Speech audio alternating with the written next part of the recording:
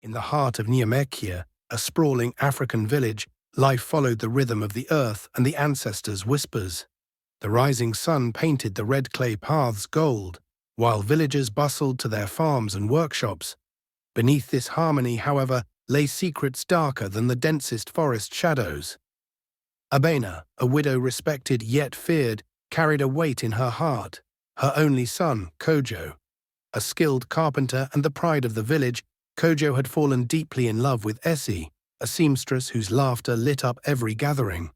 Their love blossomed like a wildflower, unbothered by the thorny disapproval of Abena. But Abena's heart burned with ambition and resentment. She dreamed of her son marrying Adama, the daughter of her wealthy friend Efua, whose lineage traced back to warriors and kings. In her mind, Essie was nothing, a mere needleworker with no standing. One moonlit night, Kojo led Essie to the riverbank. The gentle sound of the water meeting the stones was a song of peace. Kojo held Essie's hand as they walked to a spot shaded by a towering baobab tree. Fireflies illuminated their path, and the moon hung low, casting its silver light on them. "Essie," Kojo began, his voice shaking slightly, "you are my heartbeat, the air I breathe. Every plank of wood I carve, every nail I hammer, it's for a future with you." Essie smiled, her cheeks warm. "Kojo, your words make my heart race. But I don't need fancy talk. I know your love by how you look at me." Kojo pulled out a wooden ring he had crafted. "Marry me, Essie. Let's build that future together." Essie's eyes filled with tears. "Yes, Kojo. 1,000 times yes." Unknown to them, Abena was watching from the shadows. Her face was cold, her fingers digging into the bark of a nearby tree. "This foolish girl thinks she can take my son. I'll teach her a lesson she'll never forget," she muttered, her voice low but brimming with malice.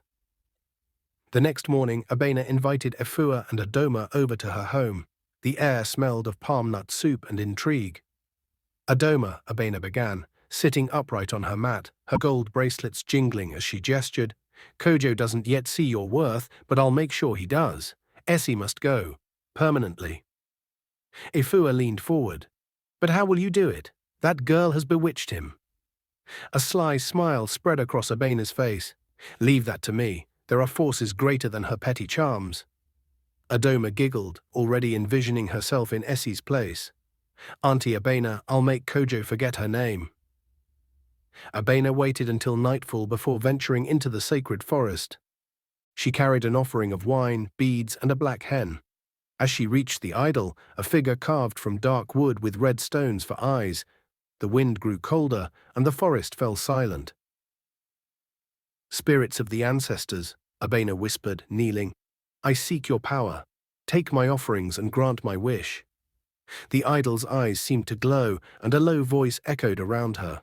"Speak your desire, but know the cost is heavy." "I want Essie gone," Abena said fiercely.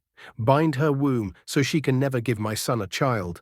Let her suffer until she leaves this village." The wind howled, and the idol's laughter filled the forest. "It is done, Abena, but remember, every curse comes with a price." "I'll pay it gladly," she snapped, her ambition blinding her to the danger. Days after the proposal, Essie woke up writhing in pain. Her stomach felt as though it were on fire. Kojo, panicked, rushed her to the village healer, Mame Ya. "She's been cursed," Mame Ya said gravely, examining her, "but I can't tell who or why. You must pray, Kojo." Essie grew weaker by the day. Rumors spread like wildfire through the village. "Did you hear? Essie might be cursed." Kojo's mother was never happy about their engagement. Could it be? Abena fanned the flames, whispering to anyone who would listen, "I warned Kojo. That girl brings misfortune. Now look." While Essie was bedridden, Adoma began showing up at Kojo's workshop with meals and flattery. One day she deliberately left her scarf behind. "Adoma was here again?" Essie asked later, her voice weak but suspicious. "What does she want?" "She's just being helpful," Kojo replied, though doubt flickered in his eyes. "Helpful? Or hoping you'll forget me?" Their arguments became more frequent. Stoked by Abena's meddling, the wedge between them grew, and Abena revelled in her success. One stormy night, Essie vanished from the village. Kojo was inconsolable, searching the forests and questioning everyone. "She must have run away," Abena said coldly. "Maybe she knew her curse would ruin your life." But Essie hadn't run. She had been abducted by men Abena had hired and taken to a faraway village, where she was locked in a dark hut. Her cries were met with silence. While selling his wares in a nearby market, Kojo met an elderly woman who seemed to know him. She handed him a pouch filled with herbs. "Take this to the church," she said cryptically. "It will reveal what you seek." Kojo, desperate, followed her advice. At the church, Pastor Kwesi prayed over the herbs. A vision appeared, Abena kneeling before the idol, her curses and schemes laid bare. "Your mother is behind this," the pastor said solemnly. Kojo's heart broke. How could she do this to us? Meanwhile, Essie managed to escape her captors with the help of a kind stranger.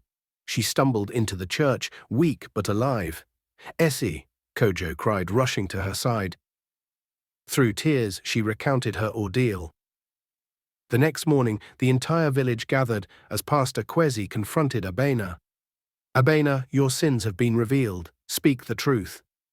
Abena tried to deny it, but when the idol's curse struck her, causing boils to appear on her skin, she screamed, "Yes, I did it. I cursed her. I tied her womb. I just wanted what was best for my son." "You betrayed your own blood," Kojo said, his voice heavy with grief. "You have lost everything." After weeks of prayer and healing, Essie's health returned, and she discovered she was pregnant with twins. Abena, humbled and shunned, begged for forgiveness. "Mother," Kojo said, "we'll forgive you, but you must earn back our trust." The village rejoiced when Essie gave birth to a boy and a girl. The sacred bond between love and faith had triumphed over darkness. And so Nyamekia learned that no curse could defeat the power of love and prayer.